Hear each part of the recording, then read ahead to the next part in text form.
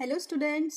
अब हम कंटिन्यू करेंगे chapter number 8 cell the unit of life को। ठीक है, beginning with the cell wall. अब जैसे कि आपको समझाया था कि जो सेल वॉल होती है वो क्या होती है, it is a non living rigid structure.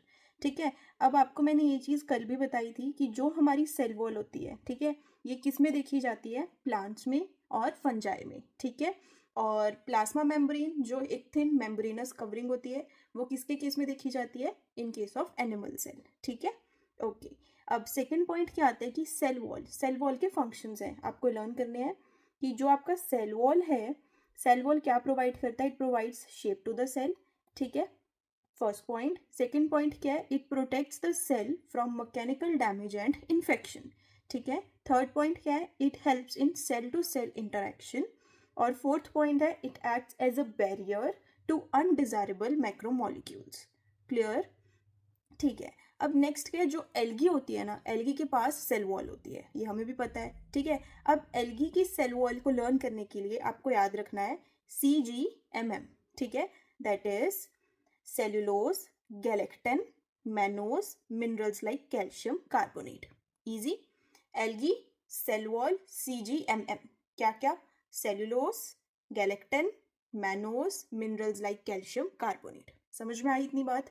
ठीक है, अब नेक्स्ट क्या है, अभी आपको ये भी पता है कि जो प्लांट्स हैं उसके पास भी सेल वॉल है, तो उसको कैसे याद रखोगे? एल्गी के लिए क्या था, CGMM। ठीक है, अब जो M है उसकी क्या होती है, MNOP, तो इसमें क्या आ जाएगा, CHPP। ठीक है, that is cellulose, hemicellulose, protein, pectin. Learn हुआ इतना? ठीक है, अब हम करेंगे, अब क्या होता है कि जो हमारी सेल वॉल होती है ना, इसके पास 3 लेयर्स होते हैं। ठीक है, क्या क्या? Middle lamella, primary wall, secondary wall. इस सीक्वेंस में आपको याद रखना है। बिल्कुल बाहर मिडल लैमेला, फिर क्या होती है प्राइमरी वॉल, फिर क्या होती है सेकेंडरी वॉल। क्लियर? अब आप डायग्राम में भी देख लो एक बार। मिडल लैमेला बिल्कुल बाहर, ठीक है, फिर आपको क्या दिख रही है, प्राइमरी वॉल, फिर क्या है, सेकेंडरी वॉल। क्लियर? अब देखो बेटा, जो आपका ये प्लांट सेल की सेल वॉल है, ठीक है, इसमें आपको क्या देखने को मिल रहा है, वही सेम ही है। ठीक है, मिडल लैमेला है, प्राइमरी वॉल है, सेकेंडरी वॉल है। अब ये हमारा प्लांट सेल है, वन सेल। ठीक है, ये दूसरा सेल है। ठीक है, अब ये आपस में इंटरैक्ट कैसे कर पा रहे हैं, बाय प्लाज्मोडेस्माटा। कैसे कनेक्ट कर पा रहे हैं एक दूसरे के साथ, मतलब cytoplasm of one cell wall, ठीक है, to the neighbouring cell wall कैसे करेगा इंटरैक्ट, थ्रू प्लाज्मोडेस्माटा। ठीक है, सबसे बाहर लेयर कौन सी होती है, मिडल लैमेला, और ये किसकी बनती है, पैक्टिन्स की। ठीक है, फिर प्राइमरी वॉल और फिर सेकेंडरी वॉल। क्लियर है इतना? ठीक है, अब आप देख सकते हैं कि जो हमारी प्राइमरी वॉल होती है, ठीक है, प्राइमरी वॉल में क्या होता है कि प्राइमरी वॉल डिमिनिश करती है एज द सेल मैच्योर। ठीक है, और जो सेकेंडरी वॉल होती है वो कहाँ प्रेजेंट होती है, inner side of the cell. याद है, मिडल लैमेला बिल्कुल बाहर, फिर प्राइमरी वॉल, फिर सेकेंडरी वॉल। प्राइमरी वॉल होगी डिमिनिश और सेकेंडरी वॉल है बिल्कुल closest to the inner side. ठीक है, ओके। अब मिडल लैमेला कैसे बन रहा है, कैल्शियम पैक्टेट का। ठीक है, पैक्टिन पैक्टेट, कैल्शियम पैक्टेट का बन रहा है। और मिडल लैमेला का क्या काम है, विच होल्ड्स और glues the different neighbouring cells together. हमने भी ये चीज देखी कि मिडल लैमेला से ही दूसरे सेल्स आपस में अटैच्ड हैं, और ये कम्युनिकेशन को कैसे मेंटेन कर पा रहे हैं, through plasmodesmata. Clear? The cell wall and middle lamella may be traversed by plasmodesmata which connects the cytoplasm of neighboring cells. Clear है इतना? सेल वॉल समझ में आया? चलो एक बार रिवाइज कर लेते हैं। देखो, सेल वॉल किस किस में प्रेजेंट होती है, फंजाई एंड प्लांट्स में। ठीक है, सेल वॉल क्या होता है, a non living rigid structure. ठीक है, सेल वॉल के 4 फंक्शंस हैं, क्या क्या है, ये मेंटेन करता है shape of the cell, protect करता है सेल को, ठीक है, एज अ बैरियर एक्ट करता है, सेल टू सेल इंटरेक्शंस करवाता है। इजी। अब एल्गे के पास सेल वॉल होती है, उसको हमने कैसे याद करा, CGMM। ठीक है, cellulose, galactans, mannose, minerals like calcium carbonate. Clear? Plant की सेल वॉल को हमें कैसे याद करा, CHPP, cellulose, hemicellulose, protein, pectin. Easy. ठीक है, अब नेक्स्ट क्या आया, जो हमारे पास सबसे पहले बाहर मिडल लैमेला, फिर प्राइमरी वॉल, फिर सेकेंडरी वॉल। ठीक है, जो मिडल लैमेला वो कैसे बनता है, कैल्शियम पैक्टेट का। ठीक है, फिर प्लाज्मोडेस्माटा क्या है, एक लिंक है जो आपस में कनेक्ट कराता है दोनों की साइटोप्लाज्म्स को। क्लियर? ठीक है, अब नेक्स्ट शुरू करेंगे हम एंडोमेम्ब्रेन सिस्टम, और ये एंडोमेम्ब्रेन सिस्टम हमें आज कंप्लीट करना ही करना है, ठीक है। अब एंडोमेम्ब्रेन सिस्टम में क्या होता है ना बेटा, एंडोमेम्ब्रेन सिस्टम में 4 चीज़ें आती हैं, learn it. Endoplasmic reticulum, Golgi apparatus, vacuole, lysosome, ठीक है। अब सबके फंक्शंस अलग अलग हैं बट ये एक दूसरे पे इंटरडिपेंडेंट है, ठीक है। Based on their functions they are coordinated. Clear? क्या क्या चीज़ें होती हैं एंडोमेम्ब्रेनस सिस्टम में? First is endoplasmic reticulum, second is Golgi apparatus, third one is lysosome and fourth is vacuole. Easy? Clear है? ठीक है। Beginning with endoplasmic reticulum. अब एंडोप्लाज्मिक रेक्टिकुलम हम पढ़ रहे हैं यूकैरियोटिक सेल्स वाला, ठीक है। अब यूकैरियोटिक सेल्स में 4 चीजें आती हैं, क्या क्या? प्लांट्स, एनिमल्स, प्रोटिस्ट, फंजाई, ठीक है। अब जो हमारे पास एंडोप्लाज्मिक रेक्टिकुलम है, अब आप डायग्राम में देखो, आपको एक नेटवर्क दिख रहा है, ठीक है। ये देखो आप नेटवर्क देख पा रहे हो एक, और एक ट्यूबुलर स्ट्रक्चर है। ये नेटवर्क और ट्यूबुलर स्ट्रक्चर को मिला के क्या बना? Endoplasmic reticulum. क्लियर? अब देखो एंडोप्लाज्मिक रेक्टिकुलम ने एक जो होती है ना इंट्रासेल्युलर स्पेस को 2 पार्ट्स में डिवाइड करा, क्या क्या? Luminal and extra luminal. जो ल्यूमिनल पार्ट है वो क्या है? इनसाइड एंडोप्लाज्मिक रेक्टिकुलम, और जो एक्स्ट्रा ल्यूमिनल है वो कहाँ आएगा बेटा? साइटोप्लाज्म में। इजी? चलो एक बार रीड कर लेते हैं। देखो यूकैरियोटिक सेल है, प्रेजेंस ऑफ नेटवर्क और reticulum of tiny tubular structures scattered in the cytoplasm refer to as endoplasmic reticulum.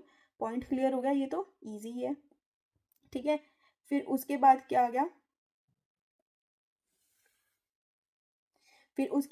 गया? Hence endoplasmic reticulum the intracellular space ने 2 पार्ट में डिवाइड करा, ल्यूमिनल एंड एक्स्ट्रा ल्यूमिनल। ये भी आपको आ गया, ठीक है। अब आप डायग्राम में देखो कि जिस एंडोप्लाज्मिक रेक्टिकुलम के ऊपर राइबोसोम्स अटैच्ड हैं, इन्हें क्या बोलते हैं? राइबोसोम्स। उसे क्या बोलेंगे? रफ एंडोप्लाज्मिक रेक्टिकुलम, ठीक है। और जिन पे एंडोप्लाज्मिक रेक्टिकुलम पे जिस एंडोप्लाज्मिक रेक्टिकुलम पे ये राइबोसोम्स अटैच्ड नहीं है उसे हम बोलेंगे स्मूथ एंडोप्लाज्मिक रेक्टिकुलम, ठीक है। जिसके साथ अटैच्ड है तो रफ, नहीं अटैच तो स्मूथ, ठीक है। क्या चीज? राइबोसोम्स। अब आपको क्या याद रखना है, जो रफ एंडोप्लाज्मिक रेक्टिकुलम होता है वो कराता है प्रोटीन सिंथेसिस, ठीक है। जो स्मूथ एंडोप्लाज्मिक रेक्टिकुलम है वो क्या कराएगा? Lipid synthesis. लर्न हुई ये बात? Protein, lipid, rough, smooth, okay. अब पढ़ते हैं। Endoplasmic reticulum often shows ribosomes attach to their outer surface, ठीक है। अब जिसके पास राइबोसोम्स अटैच्ड हैं वो है रफ एंडोप्लाज्मिक रेक्टिकुलम, जिसके पास एब्सेंट है वो है smooth endoplasmic reticulum. Clear? Rough endoplasmic reticulum क्या कराता है? प्रोटीन सिंथेसिस एंड सिक्रीशन, और स्मूथ क्या कराता है? लिपिड की सिंथेसिस, ठीक है। अब सबसे इंपॉर्टेंट पॉइंट है, जो एनिमल सेल होता है ना उसमें लिपिड लाइक स्टेरॉइडल हार्मोन बनता है। दिस इज इंपॉर्टेंट, और ये क्वेश्चन आ भी सकता है कि स्मूथ एंडोप्लाज्मिक रेक्टिकुलम में क्या बनता है? लिपिड लाइक स्टेरॉइडल हार्मोन, ठीक है। Seen in cases of animal से। क्लियर? ठीक है। अब देखो एंडोप्लाज्मिक रेक्टिकुलम इजी लग रहा है ना? अब सेकंड आता है हमारे पास गोल्गी अपरेटस। गोल्गी अपरेटस में बेटा क्या होता है? देखो गोल्गी अपरेटस में इसको केमियो गोल्गी के नाम से रखा गया इसका नाम, ठीक है। अब क्या देखा गया कि दे लाई क्लोजेस्ट टू एंडोप्लाज्मिक रेक्टिकुलम, ठीक है। अब होता गया, थोड़ी सी हम स्टोरी समझते हैं। अब देखो गोल्गी अपरेटस में ना ये देखो फ्लैट है, डिस्क शेप्ड सैक्स है, दिख रहे हैं? डिस्क शेप्ड सैक्स हैं, ठीक है। और इनका एवरेज डायमीटर होएगा 0.5 to 1 माइक्रोमीटर इन डायमीटर, ठीक है। अब आपको याद रखना है इसमें ना ये हैं इन्हें हम क्या बोलते हैं? सिस्टर्ने और सैक। क्या बोलते हैं? सिस्टर्ने और सैक, ठीक है बेटा। अब देखो इसमें गोल्गी अपरेटस में we have 2 faces, cis face and trans face, ठीक है। जो हमारा सिस फेस होता है ना इसको हम क्या बोलते हैं? फॉर्मिंग फेस, ठीक है। क्या बोलते हैं? Forming face. और ट्रांस फेस होता है मैच्योरिंग फेस। क्या होता है बेटा? मैच्योरिंग फेस, ठीक है। आपको याद रखना है कन्वेक्स शेप्ड फेस है cis face, concave shaped face है ट्रांस फेस, ठीक है। और सैक्स को हम क्या बोलते हैं? सिस्टर्ने और सैक। ये क्या? फ्लैट है, डिस्क शेप्ड है, पैरेलली अरेंज्ड है, 0.5 to 1 माइक्रोमीटर इन डायमीटर है, ठीक है। अब हम एक बार इसका टेक्स्ट रीड कर लेते हैं, ओके। देखो Camillo Golgi first observed it, ठीक है। ये लाई करता है closest to the nucleus, clear है हमें इतनी बात। ये क्या होता है? फ्लैट है, डिस्क शेप्ड है, सैक और सिस्टर्ने है, 0.5 to 1 माइक्रोमीटर इन डायमीटर है। ठीक है, पैरेलली अरेंज्ड होता है टू ईच अदर। अब देखो जो गोल्गी सिस्टर्नी है ये अरेंज्ड होते हैं टू नियर द न्यूक्लियस, और इसमें क्या होता है कन्वेक्स सिस और द फॉर्मिंग फेस, आपको आता है अब ये, ठीक है। और कनकेव क्या होता है ट्रांस और द मैच्योरिंग फेस। अब सिस फेस ऊपर है, ट्रांस फेस नीचे है, ठीक है। अब सिस फेस और trans face of the organelle are entirely different but are interconnected. Clear, easy लगा इतनी बात, ठीक है। अब देखो यार, एंडोप्लाज्मिक रेक्टिकुलम के साथ राइबोसोम्स अटैच थे, ठीक है, और एंडोप्लाज्मिक रेक्टिकुलम्स क्या बना के देता है, वेसिकल्स बना के देता है, ठीक है। अब गोल्गी अपरेटस का क्या काम होता है, या आप यूं लगा लो एंडोप्लाज्मिक रेक्टिकुलम प्रोटीन और लिपिड की सिंथेसिस करा रहा है, ठीक है।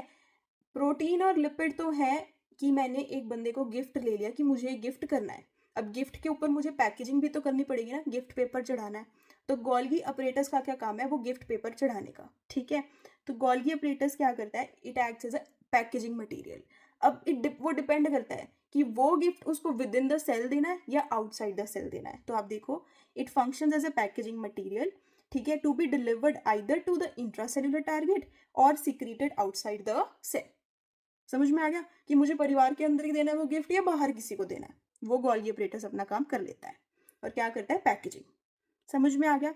अच्छा अब आप ये चीज देखो कि एंडोप्लाज्मिक रेक्टिकुलम ने क्या दिया, वेसिकल, ठीक है। ये वेसिकल किसके अंदर से गुजरा, सिस फेस में गया, ठीक है, ऐसे करके सिस फेस थे, ठीक है, फिर ऐसे बड़े बड़े होते होते हमारे पास क्या आ गया, ट्रांस फेस, ठीक है। ये वेसिकल सिस फेस में एंटर करा, फिर ट्रांस फेस में गया और बाहर बनता बनता क्या बन गया, ग्लाइकोप्रोटीन एंड ग्लाइकोलिपिड। वेसिकल में क्या था, प्रोटीन एंड लिपिड की सिंथेसिस हुई थी, तो इसके साथ मतलब क्या अटैच हो गया, ग्लाइकोवर्ड, ठीक है। अब हम रीड करते हैं, देखो materials to be packaged in the form of vesicle, ठीक है, from the endoplasmic reticulum, endoplasmic reticulum से फ्यूज करा with the cis face of Golgi apparatus, ठीक है, and move towards the maturing phase. Cis phase से शुरू हुआ, cis phase को क्या बोलते थे, फॉर्मिंग फेज, और ट्रांस फेज को क्या बोला, maturing phase. This explains why Golgi apparatus remains in close association with the endoplasmic reticulum, ठीक है। Number of protein synthesised by ribosomes on the endoplasmic reticulum, इनको कौन मॉडिफाई करता है, गोल्गी अपरेटस, ठीक है।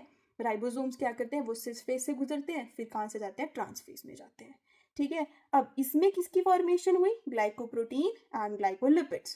क्लियर, इजी था, ठीक है। अब नेक्स्ट क्या है, लाइसोसोम। बेटा जो वेसिकल बनी, ठीक है, उसमें से एक वेसिकल का नाम है लाइसोसोम, ठीक है। अब हाँ जी देखो, वेसिकल बनी, उसकी पैकेजिंग किसने करी, गोल्गी अपरेटस ने, उसको हमने एक उसमें से एक का क्या नाम दे दिया, लाइसोसोम। अब इसमें क्या होता है ना, it is rich in enzymes, कौन सा एंजाइम, हाइड्रोलेज या हाइड्रोलिटिक एंजाइम्स, ठीक है। देखो ये मेम्ब्रेन बाउंड वेसिकुलर स्ट्रक्चर है, formed by the process of packaging in Golgi apparatus, easy, ठीक है। अब ये आइसोलेटेड लाइसोसोमल वेसिकल है, इसमें क्या सबसे इंपॉर्टेंट क्या है, इसमें क्या होता है, हाइड्रोलिटिक एंजाइम्स। क्लियर, कौन सा एंजाइम होता है, हाइड्रोलेज, ठीक है। देखो बेटा अब ये जो हाइड्रोलेज एंजाइम है ये एक्टिव कब होगा, in acidic pH, is it clear, okay. Hydrolase में और क्या क्या आता है, लाइपेज, प्रोटीज एंड कार्बोहाइड्रेज। इसका मतलब ये किस किस को डाइजेस्ट करेगा, कार्बोहाइड्रेज मतलब कार्बोहाइड्रेट, प्रोटीज मतलब प्रोटीन्स, लाइपेज मतलब लिपिड्स, और किसको करता है, न्यूक्लिक एसिड्स को। आ गया इतनी बात समझ, ठीक है। अब नेक्स्ट हम शुरू करते हैं वैक्यूल, ठीक है। अब बेटा ये बहुत ही इजी टॉपिक है। एंडोमेम्ब्रेनस सिस्टम में हमने पहले देखा एंडोप्लाज्मिक रेक्टिकुलम, क्लियर है सबको, फिर देखा गोल्गी अपरेटस, क्लियर है, फिर हमने देखा लाइसोसोम, आ गया सबको। अब हम देख रहे हैं वैक्यूल, ठीक है। अब वैक्यूल क्या होता है ना बेटा, जस्ट अ मिनट, देखो बेटा अब आप डायग्राम देखो, ये जो वैक्यूल है ये वैसे तो प्लांट सेल है, ठीक है। प्लांट सेल में जो हमारा वैक्यूल होता है ना, ये 90% of the volume of plant cell होता है, आती है बात समझ, ठीक है। अब जो इसकी बाहर की लेयर होती है, ठीक है, वैक्यूल की, इसको क्या बोला जाता है, टोनोप्लास्ट, क्या बोलते हैं, TONOPLAST, outer layer is refer to as tonoplast, ठीक है बेटा। अब क्या होता है ना कि जो हमारा ये वैक्यूल है इसकी आउटर लेयर को टोनोप्लास्ट बोल दिया, ठीक है, प्लांट सेल में इसकी 90% ऑफ द वॉल्यूम होता है। अब क्या होता है बेटा कि जो आयन्स होते हैं, ठीक है, उनमें क्या देखा जाता है कि जो वैक्यूल की कंसंट्रेशन होती है ना वो कंपैरेटिवली ज़्यादा होती है। क्यों? क्योंकि जो देखो मेरा ये बाहर प्लांट सेल है, इसमें जो भी आयंस वगैरह होते हैं ना वो against the concentration gradient vacuole में पुश करे जाते हैं। ठीक है, अगेंस्ट द कंसंट्रेशन ग्रेडियंट मतलब from low concentration to high concentration vacuole के अंदर पुश करे जाते हैं। तो नेट कंसंट्रेशन वैक्यूल की क्या रहती है? ज़्यादा रहती है। समझ में आ गई इतनी बात? ठीक है, अब हम टेक्स्ट पढ़ेंगे। देखो, vacuole is a membrane bound space found in the cytoplasm, very clear. ठीक है, it contains water, sap, excretory product and other materials which are not useful to the cell. Clear? सबसे important point, vacuole is bound by a single membrane called tonoplast, 90% of the volume of the cell, plant cell के case में। ठीक है, अब जो tonoplast होता है वो क्या फैसिलिटेट करता है? Transport of the number of ions and other material against concentration gradient into the vacuole. मतलब from the low concentration to high concentration vacuole के अंदर ये सबको ट्रांसपोर्ट करवा देता है। तो इसकी वजह से जो नेट कंसंट्रेशन है वैक्यूल का वो क्या रहता है? Higher than the cytoplasm. Clear? अब अगर हम एमसीक्यू पॉइंट ऑफ व्यू से देखें तो जो एमीबा होता है इसमें कौन सा वैक्यूल होता है? Contractile vacuole. Why it is important? For osmoregulation and excretion। ठीक है, और प्रोटिस्ट में कौन सा वैक्यूल होता है? Food vacuole. यार ये तो समझ में आता है, for the engulfment of food. ठीक है, एनगल्फिंग फूड पार्टिकल्स। ठीक है, contractile vacuole in case of amoeba. क्यों? Due to osmoregulation and excretion.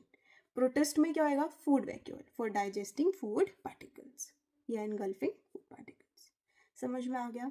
ठीक है बेटा, do like, share and subscribe my channel. ठीक है, अगर वीडियो अच्छी लगी हो तो कमेंट करके पक्का बताना। ठीक है, बाय बाय।